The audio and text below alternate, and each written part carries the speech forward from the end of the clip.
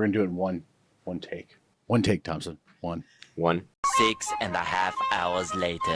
Unique New York. Unique New York.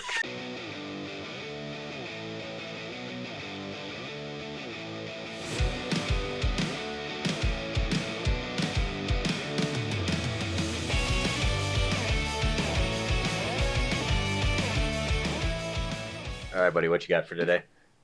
So I wasn't on this one, and neither were you, right? I was not. I was here the next morning. I talked to the crews, though. And that was actually our call review for training this morning. I got it pulled up here.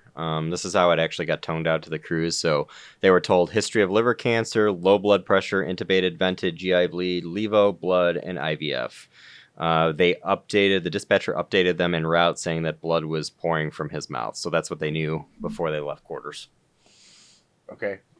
So let's say that you were on this one. What would you be needing additionally before anything? Or what are you hoping to get when you get there? As we don't carry blood, the first thing I would walk in for asking for is plasma. When what I found is that in the community setting, most community hospitals can get you back red blood cells, but you usually have a longer time to wait because they keep their plasma fully frozen because they don't go through it as often. Same with their platelets. So I always immediately upon arrival, if I was walking into this, I would inquire how long does it take you to get FFP and platelets. So other than that, I would just throw my as much CC equipment on the cot as I could, knowing that we're probably going to get into some trouble. I mean, there's not much else we could do other than ask for the plasma and clotting factors as soon as we get in the door. And then we kind of anticipate his clotting factors aren't going to be good anyway because of the liver issues, right? Yeah. When they arrived on scene, it looks like it took them... They were en route at 00. They were on scene in about 20 minutes, which is good for that time of day. When they arrived on scene, the doctor was placing a central line, a triple lumen in the fem, and they noted that they were saying that they were getting blood pressures of 50/30. They were on a fixed dose of Levophed at 30 mics per minute on an 8 milligram concentration, and they said they had 1 unit of PEC cells hanging to gravity. The outside hospital also endorsed to our crew that the patient received 5 liters of saline prior to their arrival. The story goes, this gentleman was dropped off in their ER, came into triage, was for altered mental status. They drew some labs, put him in the back, put him on the monitor, hung a bag of saline, and then they came back. He was unresponsive. When they turned him to reposition him in the bed is when the blood started pouring out of his mouth. And there's... So, saying varices is what they're thinking, right? Yes. Some of the values they have here initially is the hemoglobin at 8.2, potassium 6, lactate's 12, ammonia is 107. Yeah. Is that right? And then... Looks like we had an AST 147, ALT 106, ALP 412, and total Billy is 1.7. The Billy's okay, right? Yeah. The hemoglobin's not great, but so our crew wasn't on scene until they were at the patient at 0023. That hemoglobin was drawn on arrival at 1930, and it was 8. I mean, 8 could be the baseline for somebody like this, though, right? Yeah. They had initially reported this dude was alert and oriented, right? And then they tried to correct his potassium, and then he went apneic. Mm-hmm. So what do they think was going on? They didn't endorse anything to our crews. My guess is they found a limited responsive patient, tried to draw a chem and liver panel to determine the cause, and treated what they thought it was. The outside hospital nurse did endorse to our crews that there were very limited history on this patient. They knew a couple of things, but mainly from, I think they found it looking through Care Everywhere.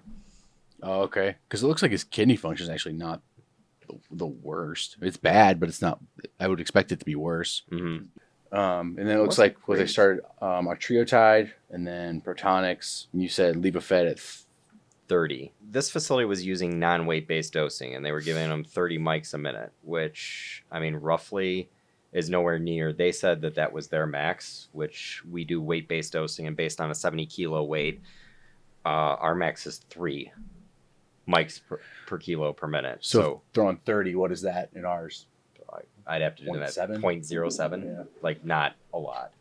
I could do the math out, but it's very much underdosing. So what our nurse did is he went right to the pump, and he said, I think he said he changed them to our Levophed, which is a higher concentration, 16 and 250, and then started the weight-based dosing of the Levophed, which is obviously, I mean, it's a little bit, gives you a cleaner dose. You know exactly how much you're giving.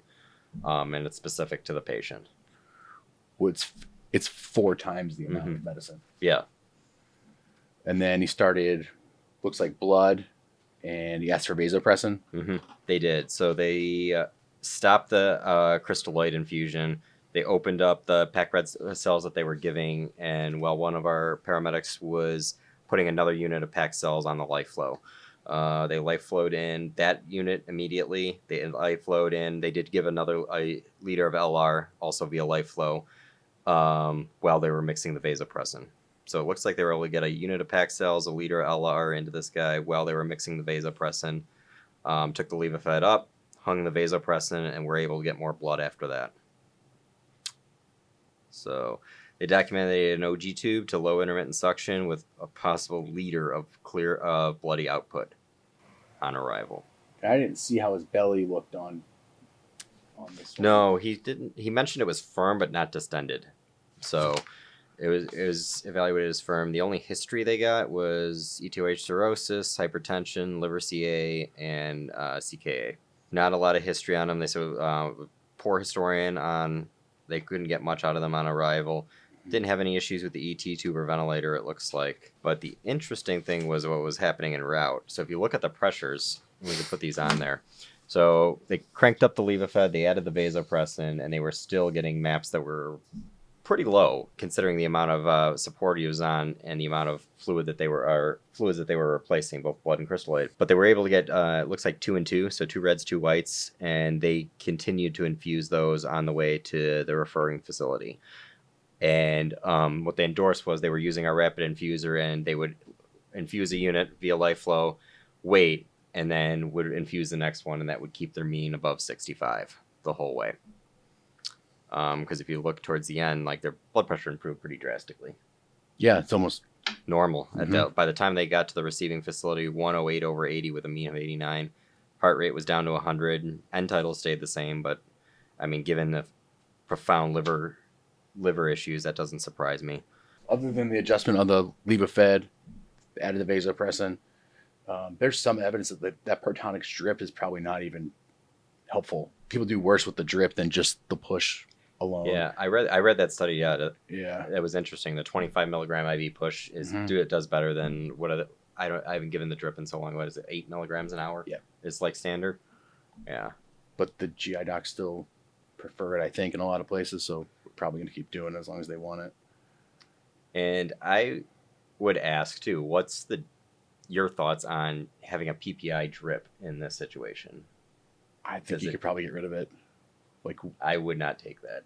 That would be the least of my concerns. I mean, they're going to the receiving facility. GI was at the bedside on arrival. Why clutter your mind and your pump with something that doesn't matter? Is it fine after they start banding these things? Sure, but the less we're moving, probably the better off. Typically, right? Anyway, so let's talk RSI and hemorrhagic shock. Yes or no? I mean, you try to avoid it, right? Yeah, I would. I don't think this guy would have done well without it, but if they, resuscitate him a bit before they tube him, would probably have an easier time with the blood pressure. If you had this patient, right?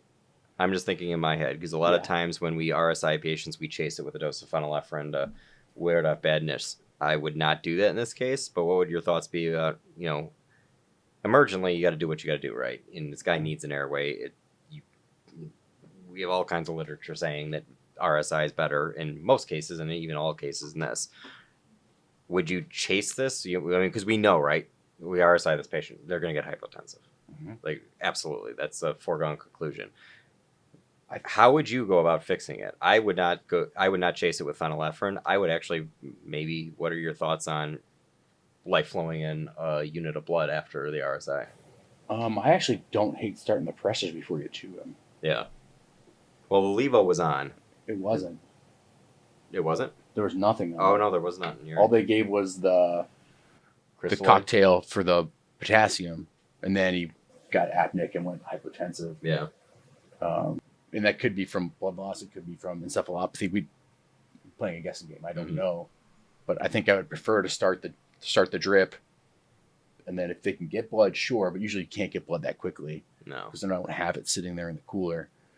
So I would probably, start the drip, maybe even give the push of azo, and then if his blood pressure is adequate, try to tube him. By adequate, I mean better than 65 over Perfusing. 40. You have a Yeah. radial. You have a radial pulse. Hopefully. Yeah. But easy for me to say I wasn't there.